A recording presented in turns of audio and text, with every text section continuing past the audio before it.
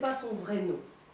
Et tout chien sans nom maigrit. Ou moi je peux m'envoyer un CD. Ils savent tous sur les chats d'arabe. Très bonne idée. Elle reçoit le mardi de 5 à 7. Et voilà ce qu'est la vie, jeune homme. Elle vous tente maintenant? Oui, elle est merveilleuse, madame. Okay. Mon Dieu, la voilà. Je viens vous chercher, venez. Vous allez me faire le plaisir de lâcher la main de monsieur. De ma vie, je ne vous ferai aucun plaisir. On vous obligera donc à la lâcher. Ah oui. Vous ne bougez pas. Cette intruse veut que je lâche votre main, mais c'est à elle de l'obtenir. Je garde votre main, car j'aurai besoin de votre bras tout à l'heure pour me raccompagner. Et oui, je suis très peureuse. À ce soir, Pierre. Vous savez où? Nous réglerons les comptes. Si vous n'êtes pas là à 8 heures, la lettre part.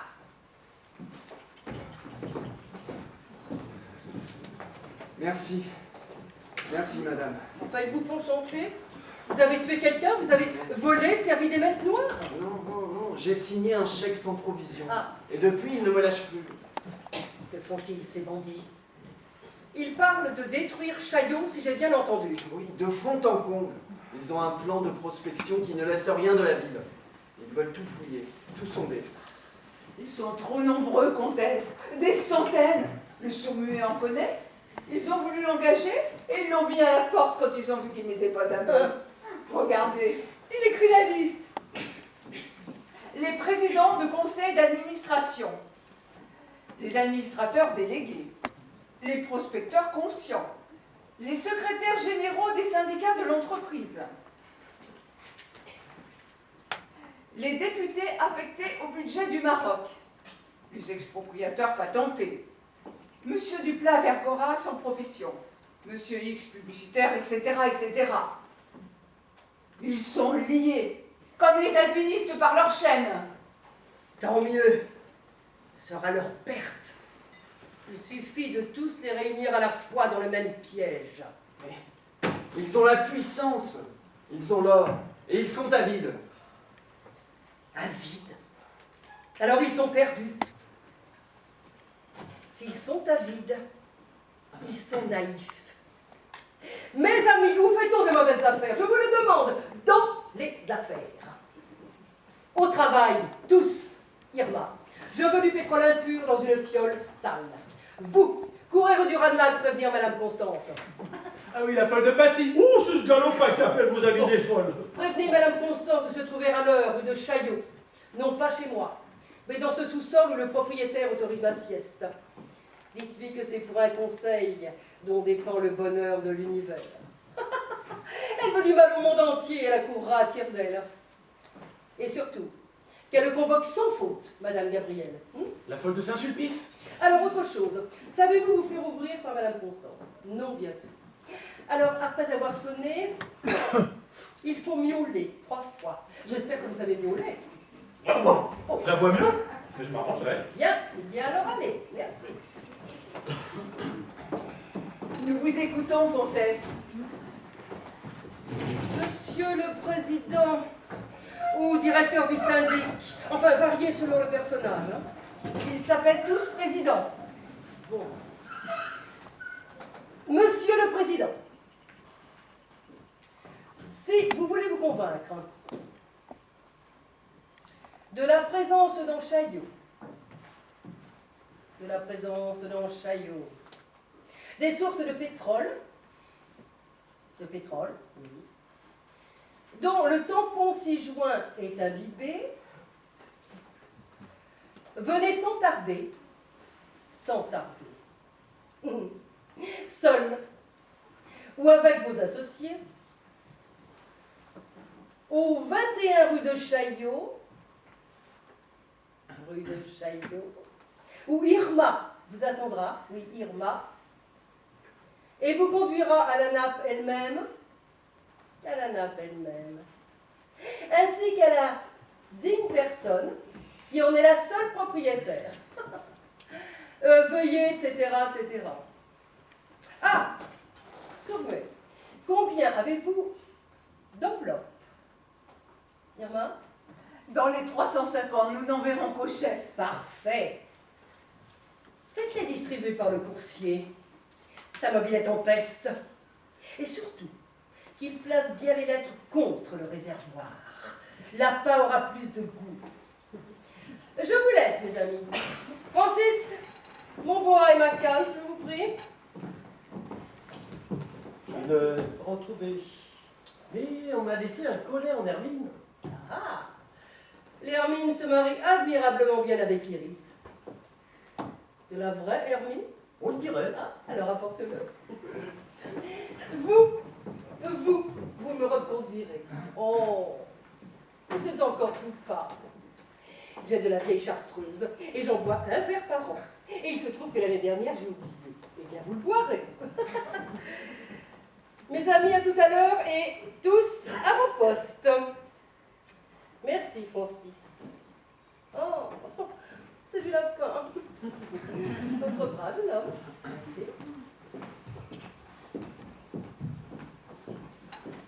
Je m'appelle Irma Lambert.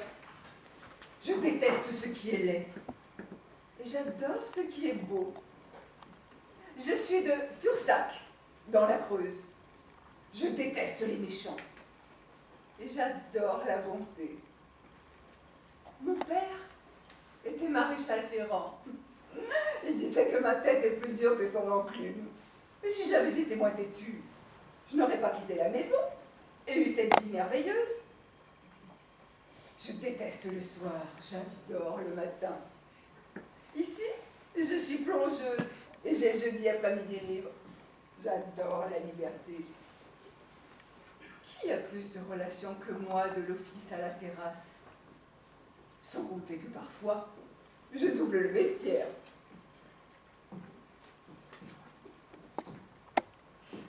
Je n'aime pas beaucoup les femmes. J'adore les hommes. Eux n'en savent rien. Jamais je n'ai dit à l'un d'entre eux que je l'aimais. Je ne le dirai qu'à celui que j'aimerais vraiment. Et que penserait celui que j'attends s'il savait que j'ai dit « Je t'aime » à tous ceux qui m'ont tenu avant lui dans leurs bras? Il viendra. Il n'est pas loin. Il ressemble à ce jeune homme sauvé des eaux. En tout cas, ce mot, je lui répéterai sans arrêt, jusqu'à la vieillesse, sans arrêt. Irma! Voilà, voilà.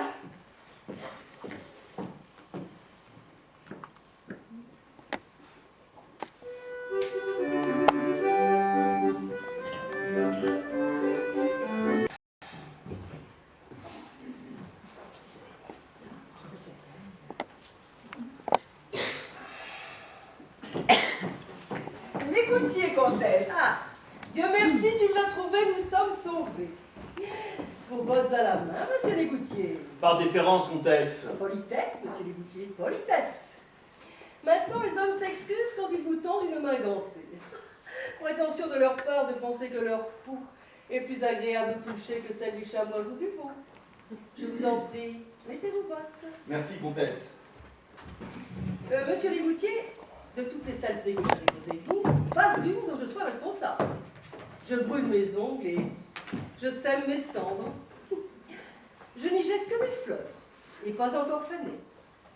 Si ce matin vous avez pu voir flotter un arôme sur les eaux de votre canal, j'ai de fortes raisons de croire que c'est le mien. Et oui, je me suis toujours arrangée, enfin en ce qui me concerne, pour que les égouts soient propres et embaumes.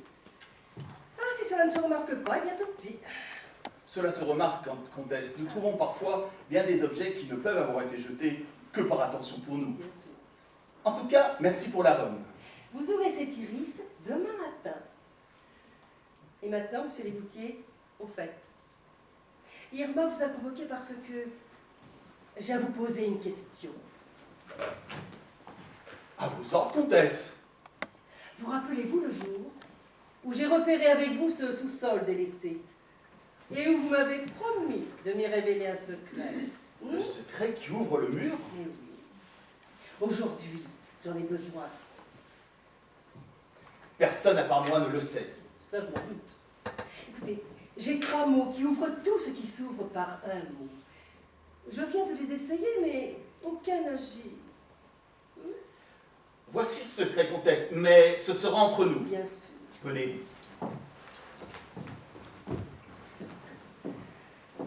Votre calme, comtesse. Je vous en prie.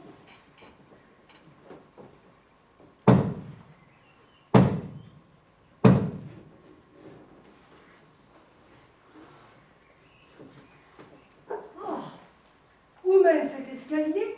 Nulle part. Après 66 marches, on trouve un carrefour en étoile dont chaque chemin aboutit à une impasse. Je descends voir. Gardez-vous-en. Les marches sont ainsi faites qu'on les descend facilement, mais qu'on ne peut plus les remonter. Vous êtes remonté vous-même. J'ai juré de ne pas dire le truc. Il n'y a qu'à crier. On peut crier. Le pan de mur en place, il faut retirer le canon pour qu'on l'entende. Le canon. Parfait. Est-ce qu'il coulerait dans la caverne par hasard une source de pétrole? Pas la moindre, Non. pas même une goutte d'eau. C'est dommage. J'aurais aimé une source de pétrole. Ou encore un filon d'or. Ou même des diamants. Vous êtes sûr qu'il n'y en a pas? Pas plus que des champignons. Et croyez bien que je les ai cherchés, hein. Bon, eh bien, tant pis. Mais alors, comment se referme-t-elle, votre dalle? Pour ouvrir, appuyez 3 fois sur le saillant de cette plainte. Oui, Canne à nouveau. bien sûr. Pour fermer, 2, 3. Ah, 3 fois sur le bouton de cette cannelure. merci. Et si je dis en même temps les mots qui ouvrent, il n'y a pas d'inconvénient, bien sûr. Oh, ça ne peut qu'aider. Bon, Madame Constance et Mademoiselle Gabrielle sont là, comtesse. fais-les descendre, Irma. Merci, monsieur l'évitier. Mesdames, Quel est le miracle, Aurélie? On a retrouvé ton boa. Adolphe Berthaud, demande enfin votre main. J'en étais sûre. Bonjour, Constance. Bonjour, Gabrielle. Merci d'être venue. Mais vous n'avez pas la peine de crier aussi fort, Aurélie. C'est mercredi aujourd'hui. C'est un des jours où j'entends bien. Non, c'est jeudi. Alors parlez-moi seulement bien en face. C'est le jour où je vois le mieux. Autre Dicky. Et cesse d'aboyer, tu nous casses les oreilles. Tu vas voir le plus long boa et le plus bel homme de Paris. Bon, alors, Constance, il ne s'agit pas de mon boa, et encore moins de ce pauvre Adolphe. Il s'agit du monde. Alors, asseyez-vous maintenant et écoutez-moi. De quel monde? Du grand? Du petit? Du demi? Oh, ne plaisante pas. Le jour est grave. Il s'agit du monde entier. Nous avons affaire d'une décision qui peut le transformer et faire de lui le paradis. Je ne pouvais pas attendre demain, j'allais laver mes pantoufles. C'était de la plus grande urgence. D'ailleurs, je vous expliquerai tout dès que Joséphine sera là. Elle a du jugement. Prenons le thé en attendant. Tu veux monter sur les genoux de tante Aurélie? Mon Dicky! Écoute, Constance, nous aimons beaucoup Vicky, n'est-ce pas? Mais l'heure est trop sérieuse pour ces enfantillages. Enfantillage? Oui, Mais comment tu as insinué? je parle de Vicky. Tu sais bien que nous nous arrangeons pour le traiter aussi bien que lorsqu'il vivait. C'est un souvenir qui a pris dans mon cerveau une forme particulière, et nous le respectons. D'ailleurs, il a encore sa bannière sous l'armoire, alors qu'il y aille. Et maintenant, écoutez-moi. Ainsi tu en es là, Aurélie. Là où en sont mon concierge et mon notaire. Et où en est-il donc, ton notaire? Mais exactement où tu en es. Il me traitait de folle avec Dicky.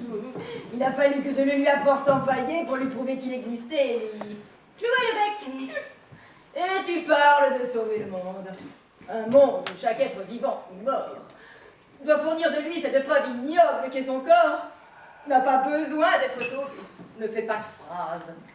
Tu sais bien que Dicky est entre nous une convention touchante. D'ailleurs, c'est toi qui le rends impossible. Ah oui, dès que tu n'es pas là, c'est un modèle. Il n'aboie pas, il ne mange pas.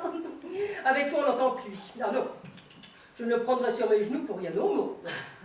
Mais je peux très bien le prendre, Aurélie. Il est tout ce qu'il y a de plus propre avec moi. Ah, ne jouez pas la sainte-touche, Gabrielle. Vous êtes trop complaisante pour être honnête.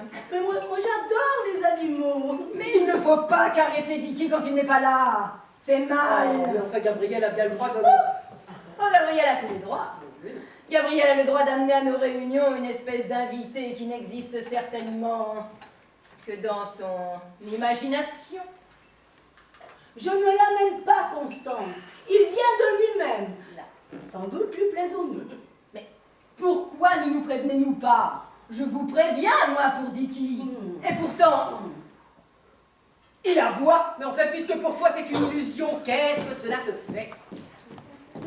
Cela me fait que c'est insupportable de se sentir épié par une illusion dont on ne sait ni l'âge, ni le sexe. Un enfant, peut-être? Ce n'est pas un enfant. Encore heureux. Vous la voyez en ce moment, Gabrielle? Allons-nous recommencer cette séance où nous avions à décider s'il fallait piquer le chat de Joséphine et où malgré tous nos efforts nous n'avons jamais pu, mais alors jamais pu aborder la question. Abordons-la. Jamais je piquerai mon petit. La voilà qui pleure maintenant, mais elle est infernale. Bon, sèche tes larmes, c'est beau, je vais le prendre. Non, non, il n'ira pas. Si je suis infernale, tu es cruelle. Crois-tu que je n'aimerais pas mieux la voir vivant et frétillant? Toi, tu as Adolphe. Gabrielle a ses oiseaux. Moi, je n'ai que Dicky.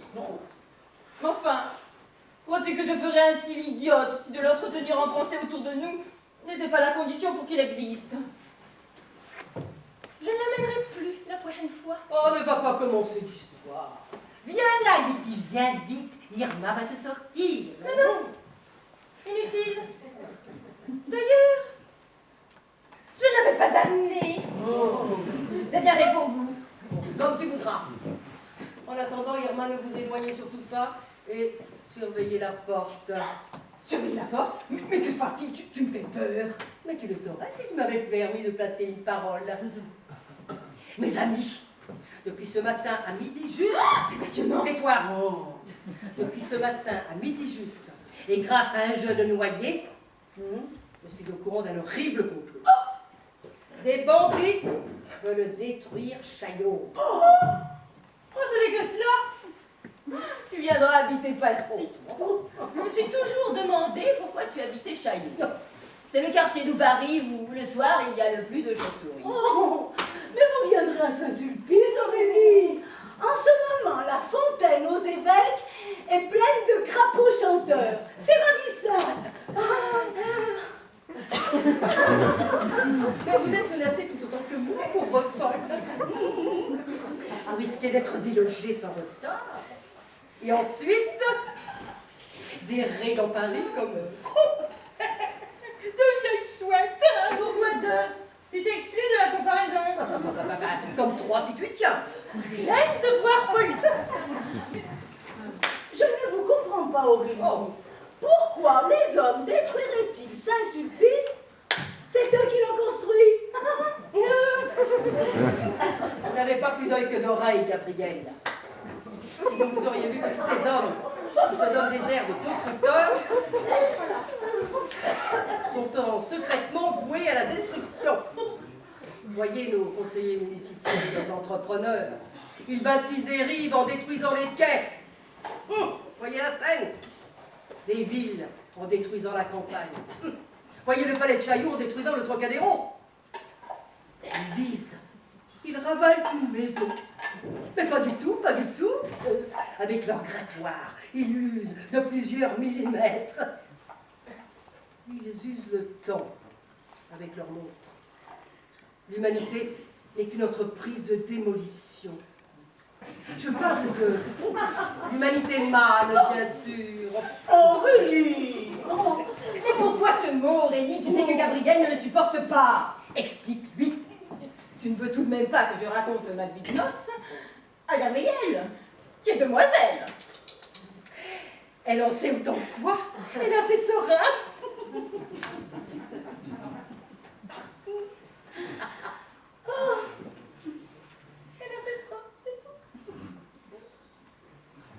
Gabriel, vous ne trouvez rien à redire?